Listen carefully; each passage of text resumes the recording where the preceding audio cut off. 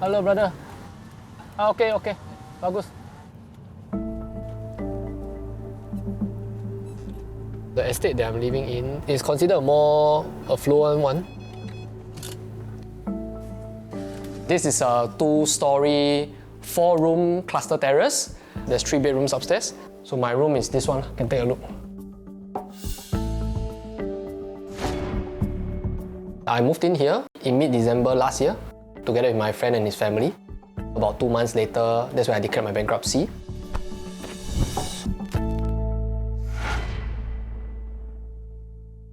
This whole place, we actually rented it. Whole rental is about 4.4k RM. So my friends are the main tenant. I pay about 800 plus RM. The main reason for moving into JB wasn't because of cost savings. After declaring bankruptcy, the first couple of months, I started to have anxiety when I see a lot of people. Moving to Malaysia, it's more relaxing for me. And the fact that not a lot of people know you allows you to just restart. I'm actually on a normal tourist visa, so I can only stay maximum 180 days per year. That's why I do go back to Singapore every week for about 2 to 3 days, just so that I can balance it out. People used to think that bankruptcies are not allowed to travel. We can actually travel, but we just need to apply for approval. These are my previous ones. I apply normally on a 1-month basis, and then my OA will decide whether to approve or not. So the OA stands for Official Assignee. Basically, the person that is being assigned to manage your bankruptcy estate. If I forgot to apply for an application, which happened once before, you'll get stopped at ICA. Okay guys, so I did something very stupid today. I forgot to apply for my travel application and I tried to go back to JB and I got stopped at the Tuas Customs. I'm not 100% sure why they have this restriction on travel for bankrupts. Probably guess they don't want people to run away without paying the debts.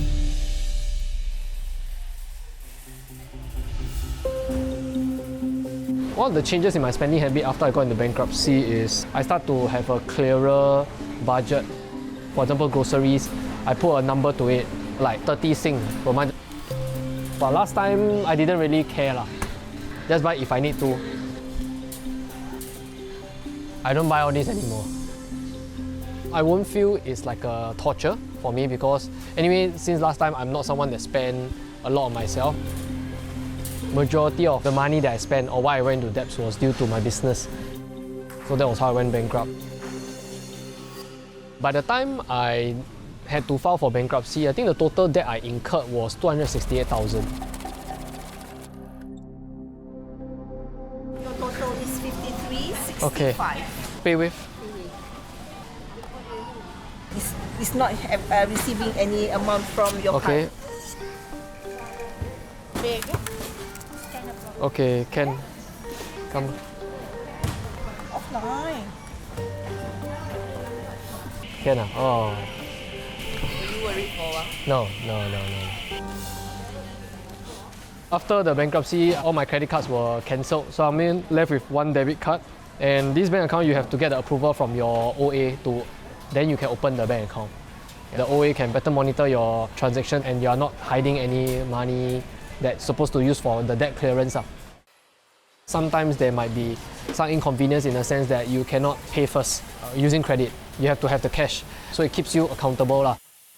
What I used to do last time for my business was helping people improve their lives financially through numerology. It does have a bit of irony sometimes. I started AEM in August 2019 with 2 other partners. We were doing numerology consultancy. We help people improve their lives by understanding the energy of their numbers around. So it's a bit like the cousin of feng shui. That means customizing a handphone number, a car plate number, a handphone PIN number, or even house unit number. For example, 115 and 115B has 2 very different energy. We also conduct classes, teaching people how to use the numbers around them to improve their energy and attraction. We held workshops across different cities in Malaysia. Then COVID came. We initially thought, wow, COVID is going to be a big hit for our business because you cannot conduct the trainings. 你是否在现在疫情的期间，不管在职场上或情场上，感觉自己遇到了很多的阻碍。Thankfully, we managed to pivot, bring all our training programs online. 有什么号码能够帮到我胜利兴隆 In fact, our revenue soared during COVID. First year, we hit about 250 plus thousand revenue, just purely online. And then we felt that let's go even further. But we didn't have enough reserves to do that. So we wanted to leverage on Singapore government grants, the Enterprise Development Grant and Market Readiness Awareness Grant.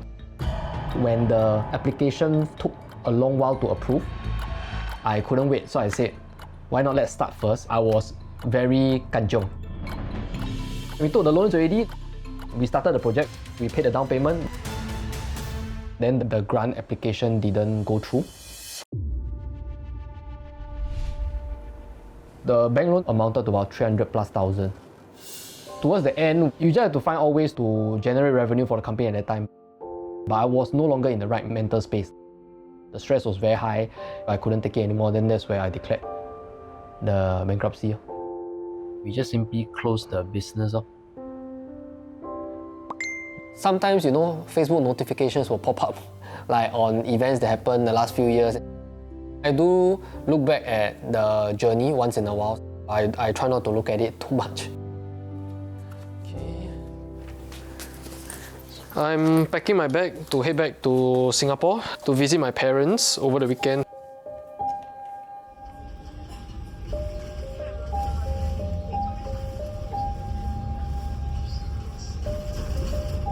So the first person I told about my bankruptcy was my dad. There's definitely some form of shame to this status. My parents have always taught us financially in a more conservative way, like save for the rainy day. And they are all very conservative people. Then they always say that I'm the odd one out, like to go the different path. I don't regret going to entrepreneurship. I have not given up on the path. After declaring bankruptcy, the next step would be to start preparing your income statement and the number of debts that you owe to determine the target contribution that you need to pay during your bankruptcy period. My total debt consolidated under bankruptcy was 268,000. So right now my repayment is 33,000 in total. So about 600 plus per month. From what I understand, there's no fixed formula, but there are some references. So one is your income minus your expense. That means your disposable income left that's available to pay the debts. Then second one is also very dependent on what the creditors agree with. So they still have to discuss with the creditors to get a final amount. I have been job hunting for close to about half a year. I've sent in a lot of applications via JobStreet, a lot of job portals, and to be honest, most of them, they don't get back to you. Hello. Most of these that I apply for are business development roles because that has been what I've always been doing. Some of the job applications, they do ask whether you are bankrupt or not. I did put I was a bankrupt, and there was no follow-up. At this moment of time, you can say that I am unemployed, but I act as a freelance business consultant for some companies and earn a commission. Right now, still can survive. I think on average about 3K plus, sometimes hit 4 per month. Then on lower months, you get like 1 plus 2. For my monthly expenses, firstly is my fundamentals, which are things like transport, housing, food, then like my allowance to my parents, insurance. Necessities will include things like groceries. Right now, it's up to about 1,500 per month. So for cash flow, I still need something that can give me income every month that is predictable, and that's why I'm looking for a day job. If there are months that are lower, then I will have to tap into my reserves. So there is a portion of my income that I put towards which is my reserves. But worst case scenario, if you cannot pay, they will not fine you or what. Next month you got more money, then you pay more. But if you don't pay that 1-2 months, your OA might reject your travel application. There's a risk that I cannot stay in JB, which to me is very important right now. Because me staying in JB, I feel for my much better mental state is worth it. When I'm I'm back in Singapore, I have anxiety when I see a lot of people, when it's very crowded. I've been asking myself this question, why am I anxious, coming back to Singapore? Like, there was one time I was taking a train to an event and then suddenly my heartbeat just increased drastically. That was the first time I realized that I think I'm having anxiety attack after the bankruptcy. Maybe subconsciously there's a bit of shame or embarrassment of bumping into people that I know. Maybe it's just I'm okay with strangers knowing it, but people that I knew previously, you still have some form of like, wow, paiseh, yeah, I don't know. Once I was declared bankrupt, that first 1 or 2 months, to be honest, wasn't in the best mental state. This friend of mine asked me, hey, why not come play tennis? Maybe it can be a very good stress reliever. When I don't feel that well, it has been one of my anchors to be in a better state of mind. Honestly, I haven't been spending much on tennis. The racket I'm using is my friend's. I borrowed one. And even the tennis shoe I got is a birthday gift. The Active SG courts, you can book for free, there's credit. So essentially, you don't need to pay money. I will try to record so that I can see how I do and then go back to YouTube to review it. For now, this is my coach.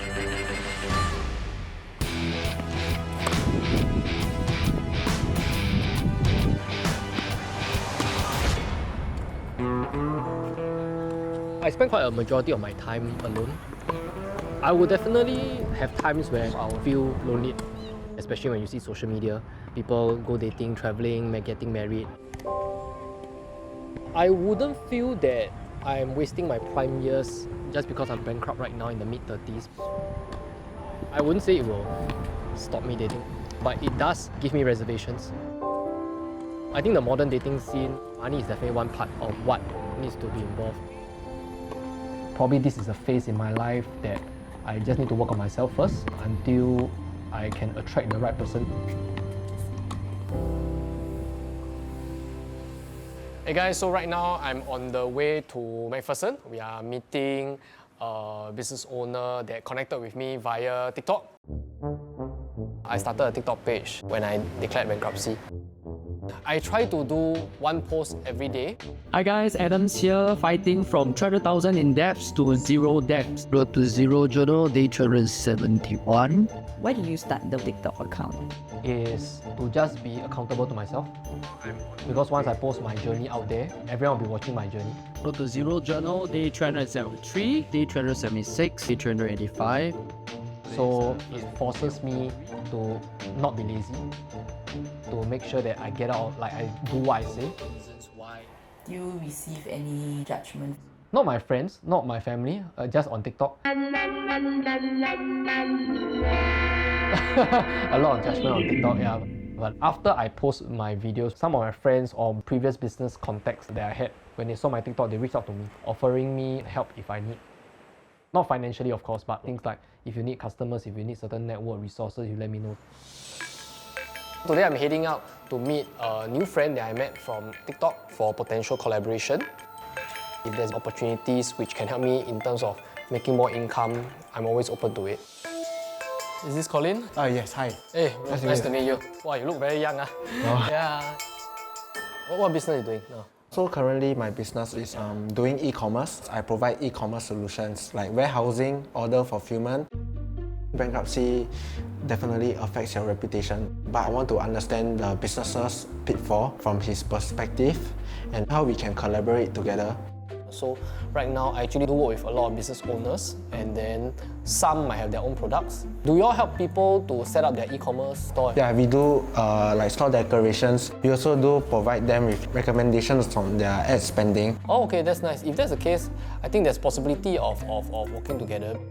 I think today's meeting went quite well. It definitely is linked to what I can do as a business consultant because the services it offer might be things that my clients need to improve their business.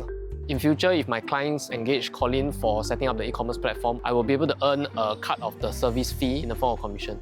But because such hustles need time to build up, I still need a day job that gives me a certain fixed income.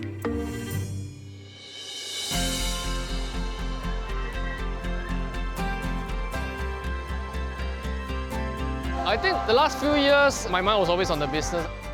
I forgot when was the last time I came out during New Year's Eve for like an event like this. I'll probably use two words to describe my 2025. One is relief. Relief after declaring bankruptcy, and reset because I have more time and space to think about how I want to restart the next phase of life.